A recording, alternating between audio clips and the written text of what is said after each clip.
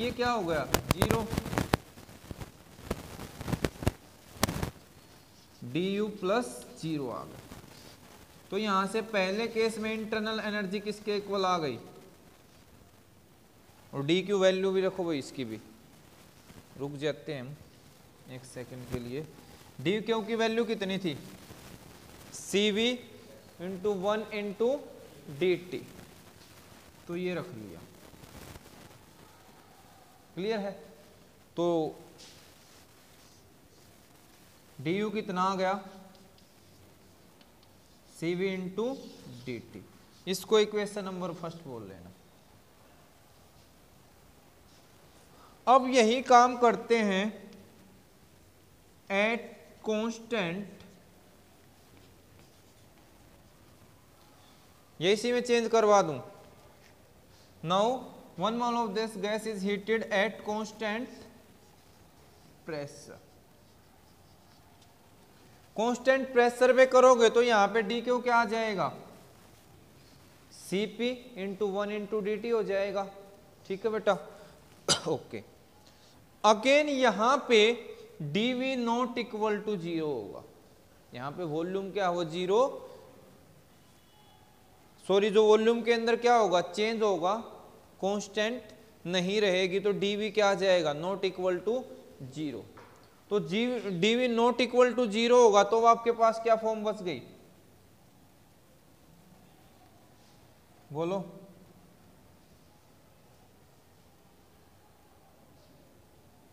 इसको मैं यूं कहीं छोड़ सकता, मैं नहीं छोड़ सकता, जल्दी बताओ। क्या हो जाएगा, करोगे कुछ नहीं।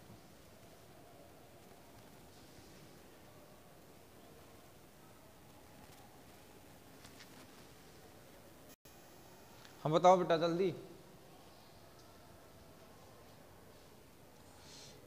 अरे यहाँ डीवी ये 0 नहीं होगा, बस कौन सी महाभारत आ गई तुम्हारे सामने, पता नहीं भाई कहाँ गायब रहते हो, क्या कहाँ दिमाग घूमता रहता है।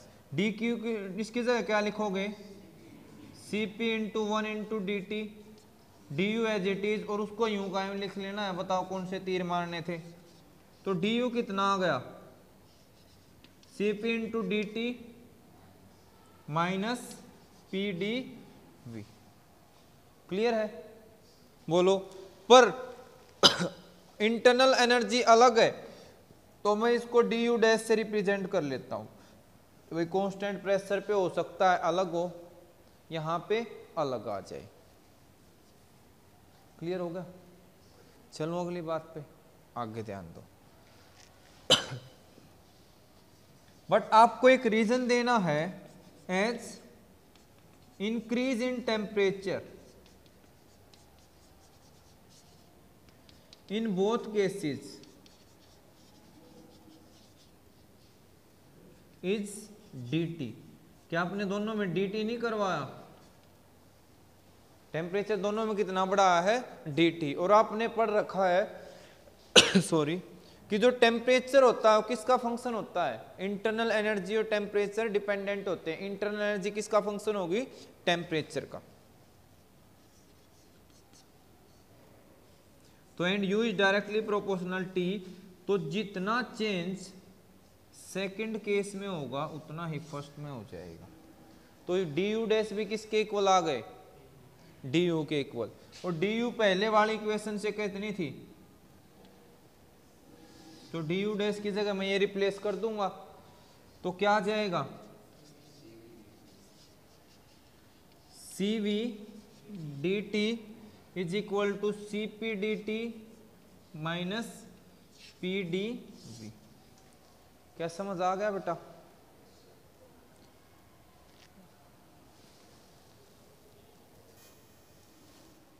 तो क्या आ जाएगा, ये इक्वेशन आ गई हमारे पास, C V into D T is equal to C P into D T. समझ आ गया बेटा, ठीक है। अब आगे वाले पार्ट पे हम सिंपल सा काम करेंगे, रिजल्ट पे बस पहुंच ही गए हैं, तो बस इसको आपको इस स्टेप को और ध्यान रखना है यहाँ पे। तो बताओ कितना आएगा। अब आपका काम ये रहेगा दूसरे को एक साइड ले जाओ,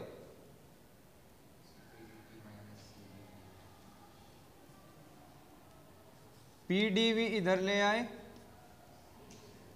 या आप पॉजिटिव बना लो, C P D T minus C V D T is equal to P into D T.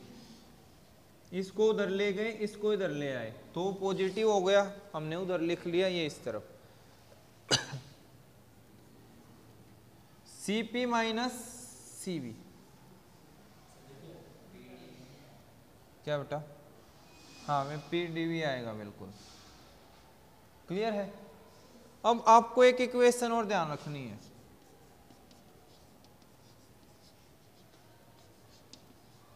P V is equal to R T, किसके इक्वल होता था? P V is equal to R T. तो यहां पे P की जगह क्या लिख सकता हूं मैं? अगर स्मॉल चेंज हैं तो P इंटू डी वी और R इंटू डी टी, क्या लिख सकता हूं या नहीं लिख सकता? स्मॉल टेम्परेचर वॉल्यूम में चेंज कितना आया? dV होगा। तो यहां पे रिप्लेस कर दो, Cp minus C V into D T equal to R into D V, cancel out हो जाएगा। तो Cp कितना आ जाएगा आपके पास? Cp minus C V is equal to R. This is our required Mayer formula. ये क्या हमारे पास? Mayor formula. चीज समझ आ गई? तो क्या मुश्किल कंसेप्ट है? ज्यादा मुश्किल कंसेप्ट नहीं है। एक बार सम अप कर देता हूं, थोड़ा सा बच्चों के लिए टिपिकल रहता है। आपको एक गैस कंसीडर करनी है, कंसीडर करने के बाद क्या करोगे? सिंपली उसको कांस्टेंट प्रेशर पे और कांस्टेंट वॉल्यूम पे हीट करो, और टेम्परेचर दोनों केस में dt का इंक्रीज करना है।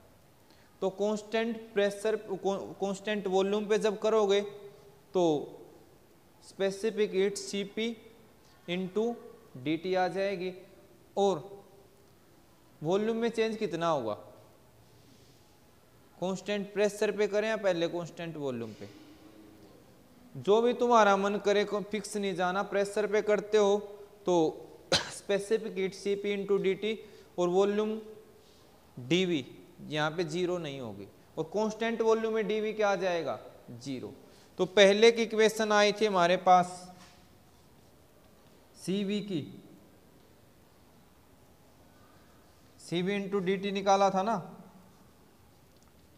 du के इक्वल, और सेकंड के केस में कितना आया? Cv ये निकालनी थी, बाद में हमने इरेज कर दी। क्या हो? Cp इंटू डी टी किसके equal? du plus P into D V. तो ये ध्यान रख लेना आपको, वहां पे जीरो नहीं होगी। अगले में क्या याद रखना था? इंटरनल एनर्जी, क्योंकि टेम्परेचर आपने सेम टेम्परेचर से बढ़ाया है, सेम रेंज से बढ़ाया, तो इंटरनल एनर्जी दोनों क्या रहेंगी? सेम। du और du डैश को क्या कर दोगे? इक्वेट करके आपस में रिप्लेस कर देना। एक लास्ट में P V is equal to R T का और यूज किया है, रिजल्ट पे पहुंच जाओगे। आई होप कर लोगे अच्छे से। तो इसके कुछ रिजल्ट्स का डिस्कशन करते हैं। पहला आ गया Cp कैपिटल, ठीक है। अब अगर आपको कंफ्यूजन हो जाए कौन सा बड़ा है, तो Cp आया Cv प्लस R। तो आप अल्फाबेटिकल ऑर्डर याद रख सकते हो कि P पहले आया तो पहले ऑर्डर वाला बड़ा है, दूसरे में R जोड़ने से रिसीव होगा हमें, Cv में R जोड़ोगे तो Cp मिल जाएगा। ऐसे याद करने की ट्रिक है।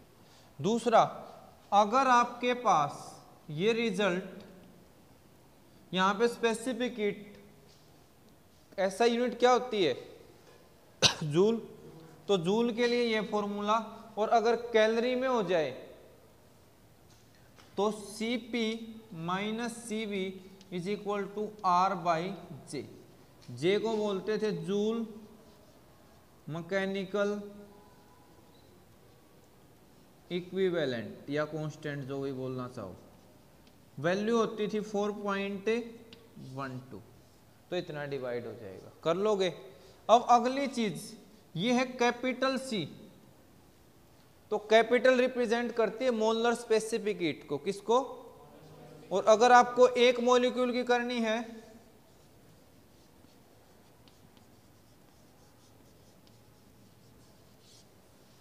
तो स्मॉल सी और स्मॉल वी यूज करना पड़े, और यहां पे स्मॉल आर यूज कर लेना, ठीक है, एम से रिप्रेजेंट करके। जूल में करना है तो जे से डिवाइड कर लेना। तो ये बेसिक रिजल्ट्स रहेंगे। तो एक रिजल्ट ध्यान कर लेना बेटा, क्या करना है यहाँ पे, अगर मॉलिक्यूलर मास से डिवाइड कर दो तो R बाई एम एक मॉलिक्यूल के बराबर आ जाएगा, और ये स्मॉल r से रिप्रेजेंट इसको किया जाता है। और फिर वही अगर जूल में हो तो स्मॉल r बाई क्या हो जाएगा, जूल की बजाय कैलोरीज में है तो J। तो अच्छे से समझ आ गया?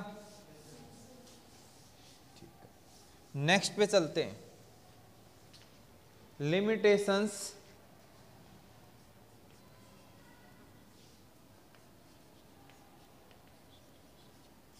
Of first law in brief discuss करूंगा, बाकी एक्सप्लेन कर देते हैं। फर्स्ट लिमिटेशंस क्या है कि जो फर्स्ट लॉ है हमारा, ये डायरेक्शन को नहीं बताता, कि जो चेंज होगा डायरेक्शन ऑफ हीट फ्लो उसको नहीं बताता। It does not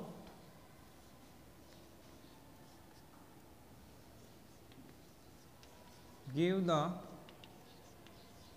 idea of direction of heat flow, direction of heat flow को नहीं बता। सेकंड,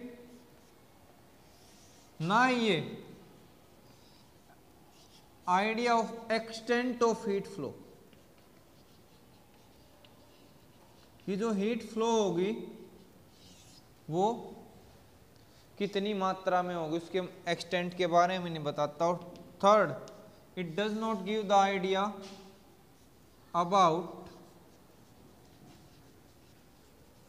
सोर्स ऑफ हीट,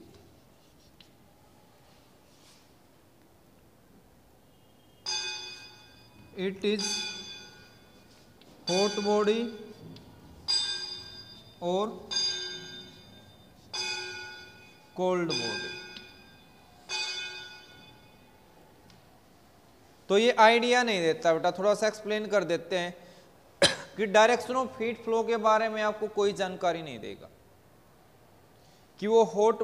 अब आपको ये तो पता है कि नॉर्मली मैं दो बॉडीज को टच में रख देता हूं, एक हॉट है एक कोल्ड है, तो क्या होगा ये आप बता सकते हो कि हॉट से कहां चली जाएगी, कोल्ड में। पर क्या ऐसा भी होगा कि कोल्ड से हॉट में फ्लो करती है? ये हम सेकंड लॉ में पढ़ेंगे, पर आपको जानकारी हो सकती है कि कहीं से आपने सुना हो या हो। सेकंड लॉ इसके बारे में बताता, फर्स्ट लॉ में आपको कहीं भी स्टेटमेंट देखने को नहीं मिली। फर्स्ट लॉ में सिंपल इतना था कि हीट सप्लाई करी, इंटरनल एनर्जी बढ़ाएगा और वर्क करेगा। ये नहीं बताया गया कि डायरेक्शन हॉट टू कोल्ड है या कोल्ड टू हॉट है। क्लियर है? दूसरा, ना ये बताता source of heat, hot body से प्रोड्यूस होती है या कोल्ड बॉडी से होती है, सोर्स कौन सा है, तो इसका भी क्लियर आइडिया नहीं। उसके लिए आगे सेकंड लॉ दिया गया धीरे धीरे, तब उनसे रिजल्ट निकल के आए। तीसरा, ना ये बताता कि एक्सटेंट ऑफ हीट एक्सचेंज कितना था, जो हीट फ्लो हुआ एक्सटेंट कितना था। जैसे हमने एक एग्जांपल लिया था कल भी कि एक बुलेट को फायर किया और स्ट्राइक पे यहां जाके स्टॉप हो गई, तो इसने तो इसको अपनी एनर्जी दी, ठीक है, बट रुकने के बाद क्या ये वापस उतना ही मैकेनिकल वर्क उतनी स्पीड गेन कर सकती है? तो आंसर आएगा नो। तो इसने कुछ रिस्ट्रिक्शन वगैरह नहीं बताई कि जो बैकवर्ड एक्सटेंट होगा या आप ये बोल सकते हो रिकन्वर्ट कितनी हो सकती है, रीगेन कितनी हो सकती है, उसके बारे में इसने कोई एक्सप्लेनेशन नहीं दी।